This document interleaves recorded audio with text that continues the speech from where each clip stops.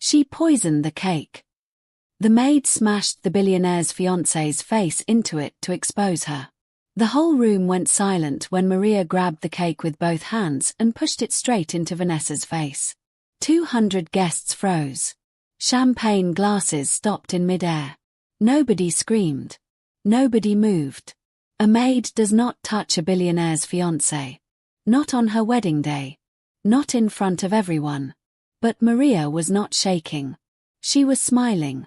And she looked straight at Richard Hale and said one sentence that changed everything. But nobody was ready for what happened next.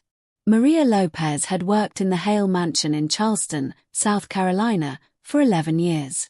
She was 30 years old, quiet, careful, and always early. She started as a young girl fresh out of high school, and over time, she became the one person in that huge house who actually noticed things. She noticed when Mr. Hale forgot to eat lunch during a hard week. She noticed when his little daughter, Lily, cried alone in her room. Richard Hale was 45, a self-made billionaire who built his fortune in real estate. He trusted very few people. But he trusted Maria completely. When he got engaged to Vanessa Coleman, age 34, a woman he met at a charity gala, the whole staff was told to make the wedding perfect. Maria smiled and nodded like everyone else. But something about Vanessa's eyes never felt warm. Something about the way she looked at Lily felt cold. Maria couldn't explain it yet. But she felt it. Weeks before the wedding, small things started happening. Lily, only 7 years old, stopped eating dinner. She said her stomach hurt every time Vanessa was near the table. At first, everyone blamed nerves. New stepmother. New house rules. Big changes for a little girl.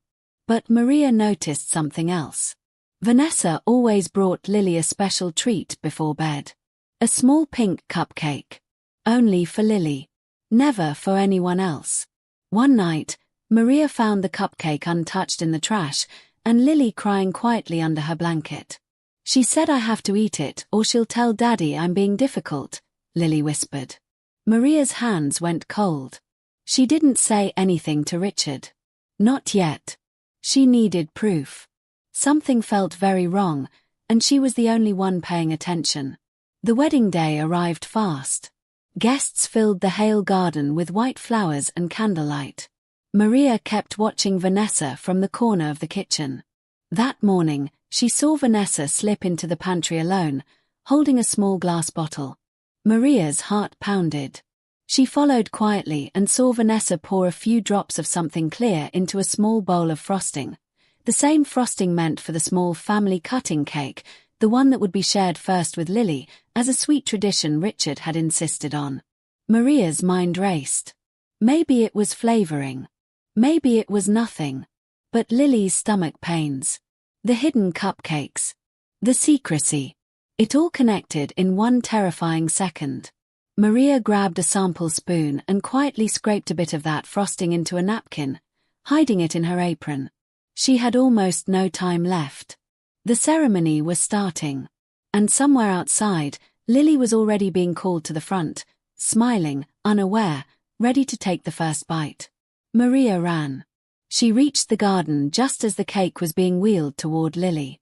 Richard stood beside Vanessa, glowing with pride, completely unaware. Maria didn't think. She grabbed the cake with both hands and pushed it into Vanessa's face before anyone could stop her. Gasps filled the garden. "Maria! What are you doing?" Richard shouted. Maria wiped her hands and said clearly, "She poisoned the cake. Test it, please. For Lily." Silence fell over 200 guests. Vanessa's face turned pale under the frosting. "That's insane," she said, but her voice cracked. Richard's eyes moved from Maria's shaking hands to his daughter's frightened face to Vanessa's frozen expression. Something in his chest broke. He remembered Lily's stomach aches. Her nightmares. Her fear of dessert. A doctor friend among the guests offered to test the sample immediately. 10 long minutes passed. Then he returned, holding the results. "There's a sedative in this frosting. A strong one. Not deadly for an adult, but for a child this size, it could have stopped her breathing. The garden erupted into shocked whispers. Vanessa tried to run. Security stopped her at the gate. Richard fell to his knees in front of Lily and held her so tight she almost couldn't breathe. "I'm sorry, baby. I'm so sorry I didn't see it," he whispered. Lily hugged him back and said, "It's okay, Daddy. Maria saw it." Everyone turned to look at Maria, standing quietly by the ruined cake table, frosting still on her hands.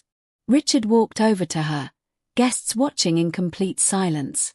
11 years, he said, his voice breaking, and I never once thanked you the way I should have. Maria shook her head. "I just did what any person would do." "No," Richard said. "You did what someone who truly loves this family would do."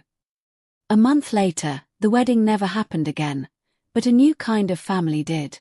Richard promoted Maria to head of household staff, gave her a home near the estate, and made sure she never had to worry about money again.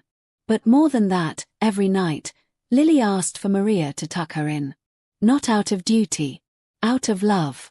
And every year on that same date, the Hale family bakes a simple vanilla cake together, safe, sweet, and shared by everyone at the table. Because sometimes, the smallest voice, and the bravest hands, change the biggest heart. If this story touched your heart, please like this video, subscribe to the channel, and share it with someone who still believes kindness can change the world.